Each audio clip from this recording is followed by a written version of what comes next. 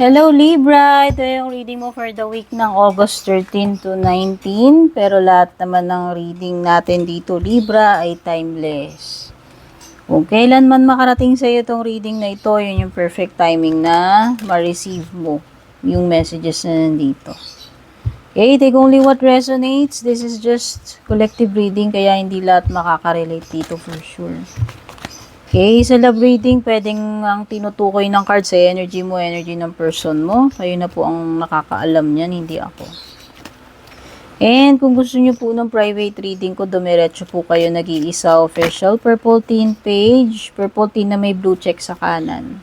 Wala na pong iba, yun lang po ang legit na purple teen. Marami pong gumagaya sa page ko, kaya mag-ingat po kayo. Hindi po ako mag-a-add friend, hindi po ako magme-message sa inyo. Kayo po ang mag-PM sa akin kung balak nyo mag-book, mag-inquire. Okay? At big shout out sa lahat ng nagpapadala ng Star Super Thanks, sa mga nag-join ng membership, nag-avail ng subscription, sa mga patuloy na sumusubaybay, abangers, yung mga laging nagko-comment, nag-share. Okay? Malaking tulong po yan, pati yung mga hindi po nag-i-skip ng ads.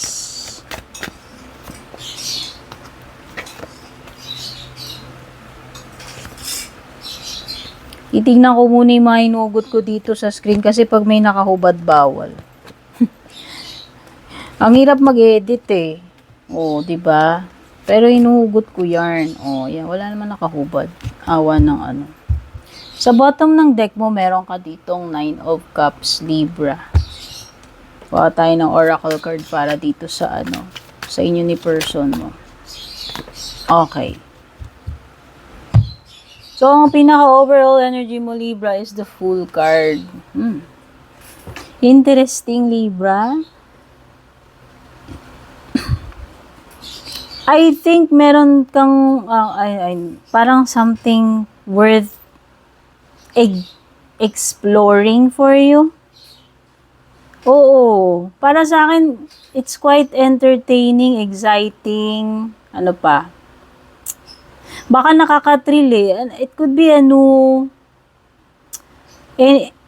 something na sisimulan mo. Yung for some of you, pwedeng relationship, no? Or pwedeng meron kang bagong journeying na magaganap. Ewan kung meron something talaga na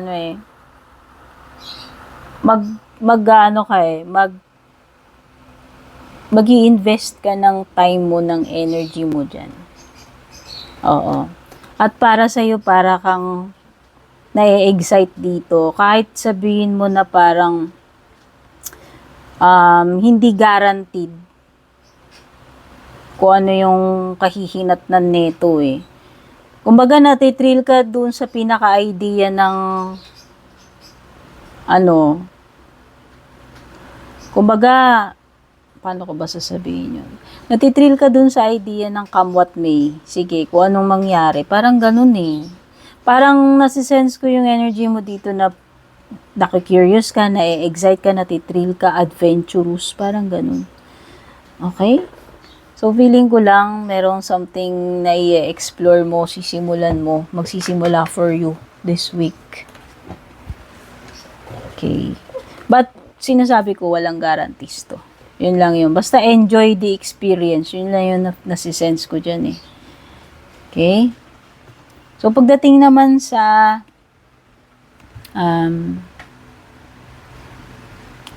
ayun pala, para ka nagsisimula uli yung energy dito. Para ka nagsisimula ulit. Fresh na fresh, parang ganun. Alam mo yung parang bago ka pa lang sa high school, 'di ba? Excited pa tayo kasi 'di ba? Kaka-graduate mo lang ng elementary tapos freshman ka dun sa sa high school, parang ganun. Ganun yung feeling. So, ito, pagdating sa career, sa kaperahan mo, Libra, ang ganda. Makakalaya ka na sa kung anumang mga restrictions, anumang mga limitasyon. Okay, pagdating sa kaperahan or dito sa career mo, magagawa mo na yung gusto mo. Or makakahanap ka ng way out dito sa pagiging boring, stagnant, unproductive na era or period na ito. Okay? This is breaking free. So, kung mga financial yan, ibig sabihin, makiklear mo na yung mga dapat mong bayaran. Mas makakaluwag ka na ngayon. Or finally, talagang goodbye na. Makakalaya ka na ron eh. So, halimbawa, gusto nyo nang kumawala dito sa isang trabaho, boring na, or ewan ko, feeling mo wala kang growth dyan, yung mga ganun.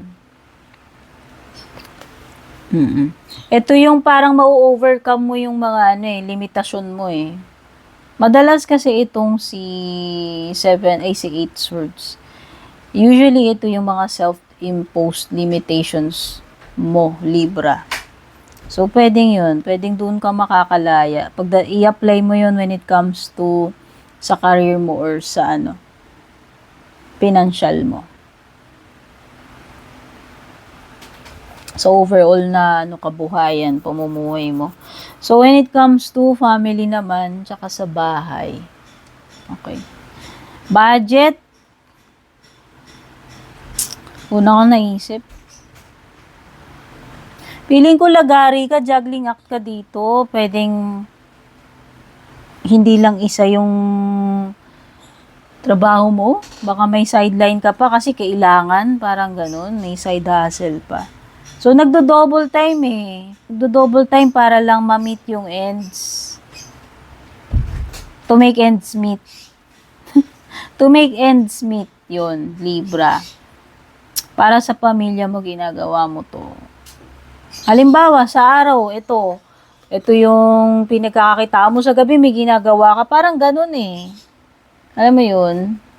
Parang feeling mo kailangan mo mag-double time para lang ma-maintain mo yung yung financial para lang, alam mo yun, magkasya. Yun ang nafe-feel ko. So, pwedeng meron kang dalawang responsibilidad na medyo mahirap. Kasi kailangan mo talaga mag-multitask dito. Yun yung sinasabi. O yan. O, for example, pwede namang hindi dalawang job yun. Yung isa lang yung job. Daytime job or nighttime job. Tapos meron ka pang isang something na committed ka dun eh. Hindi mo kasi pwedeng bitiwan. Alam mo yun. Hindi mo sila pwedeng bitiwan. Kaya kailangan mong mag-multitask. Related sa family or sa bahay. Tapos, pagdating sa love life mo, naku! Etong person mo, palus yata to. Ano to? Bagong person na ba to? Dati ng person? Kasalukuyang person mo? Paparating pa lamang. Pwedeng ganun, ha? Ingat ka lang dito, Libra, kasi may deception, trickery. Hindi siya honest sa'yo, eh. Bagong person man ito or dati mo ng person to, kasalukuyang person mo or paparating pa lang. Parang magkakaroon na entanglement dito. Alam mo yan, may web dyan eh. Parang, ewan ko, may some kind of entanglement. Masasabit ka rito. Pero, ang masaklap dito, Libra, is, pwedeng no person. O paparating pa lang. Baka kasi makuha mo player. Or sabihin na natin, pwedeng hindi naman siya ganun kasama. Pwede rin naman. Pero, hindi siya honest, yun lang yun. Hindi honest itong person mo. May mga hindi siya sasabihin sa'yo eh. Oo. Tsaka kung mapapa-overthink ka rito pag dumating ka na sa point na to. Oo. Feel ko lang, baka mag-cause ng sa'yo to. Overthinking, stress. Yung feeling ba na parang wala kang peace of mind dahil dito. Ewan ko. Basta may ganun. Mahirap siguro tong hulihin kasi elusive siya oh. Alam mo yung madulas, madaling makatakas, parang ganun. Oo. Yun yung feeling ko eh. Hindi pa huhuli to. Hindi pa tatali, hindi siya pahuhuli, dear. Hindi magpapa-corner yung person na yan. Yun yung napipil ko sa kanya. May pagka-wais yan, ha. So, ito, yung area ng hindi mo inaasahan, Libra. Wow, hindi mo inaasahan na makakalaya ka na, makaka-move forward ka na. Ayan yung indication yung dalawang bara na yan. So, good news naman yung unexpected para sa'yo kasi minsan hindi eh. So, buti na lang. For you, Libra, this is good news. Kasi hindi mo ina-expect na mafi-free mo na yung sarili mo rito eh. Siguro noong una nahihirapan ka, nagkaroon ng confusion, hindi ka makapag-decide, makapili. Kasi ito, parang may mga dito eh, choices. Pero ngayon clear na yung isip mo eh. Hindi mo ina-expect na malalagpasan mo siguro yan. No, na more mapapalaya mo yung sarili mo sa ganyang situation na stuck ka, naging trapped. Okay? So, dun sa area naman ng good news or yung magandang mangyayari sa'yo, okay, ito ni answer na hinihintay mo, Libra. I think masosolve na yung pinaka-puzzle or mystery dito. Merong something na ma-unveil dito sa High Priestess eh. Sa likod niyan is yun yung sikreto eh. Basta eh. Ang nasisense ko dito is revelation, clarity, confirmation for you. Meron kang something dito na ma-unlock, Libra, promise. May madidiscover ka, ma-unlock ka, positive yan. Kasi nandito yan sa good news. So, kung ano man yan. Pwedeng sa spiritual, or pwedeng kahit hindi. So, check pa natin yung mga ibang paparating sa'yo. Basta may new cycle chapter, or new connection for you. New journeying. Baka yun, may mahalak kang wisdom din, no? Pwedeng ganun din eh. Dito sa pag-journey na yan, pwedeng meron kang something na ma-unlock or matututunan dyan. And yung isa pang paparating sa'yo, work, achievement, and success, Libra, congratulations in advance. Yung iba, nag-expect kayo ng work, baka yan na yung hinihintay yung work. Kung naman, outcome o magiging successful. Celebration, fun, and enjoyment. Okay, party, get-togethers. Basta, meron ditong mga may mga activities wherein talagang ma-enjoy mo to ng sobra kung ano man itong mga paparating na to. Ay, oo, may get together with friends. So, meron bang may birthday or occasion related sa mga amigo-amiga mo, mga close sa'yo, BFF mo? Kasi parang may dito, party, reunion, inuman, bonding, occasion, no? Dealings or relationship with... tatanggalin ko na yung gender, kahit anong gender. Someone who has dark complexion or hair daw. Dalawang person to. Baka iba talaga mga babae, baka mga kaibigan mo to kasi yun yung kabanding mo. Basta kahit na anong gender yan. Yung isa dark hair, yung isa light hair eh. Dealings or relationship with, ayan, dalawang person. Okay? So, ano pa yung mga closing messages, payo sa'yo ng reading na to or kasagutan sa tanong mo kung meron man? Ito, yung dalawang huling cards na huhugutin natin, Libra.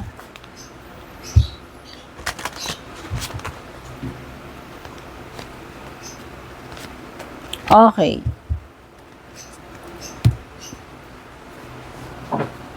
Perfect timing daw, Libra. Baka ito na yung big break na hinihintay mo. Basta meron ditong something about perfect timing at saka no. O baka naman dapat hintayin mo kung kailan yung divine timing. Hayaan mo na lang. Kasi parang may sinasabi dito na big no eh. Oo. Baka pwedeng ang ibig sabihin na itong dalawa na to, hindi ito yung timing. Maghintay ka muna. Antayin mo yung perfect timing kasi no. Okay? Baka ganun na lang siguro. Pinaka-safe na gagawin natin. Base dito sa dalawang baraha mo. Okay, Libra. I love you. Take care. God bless and babush.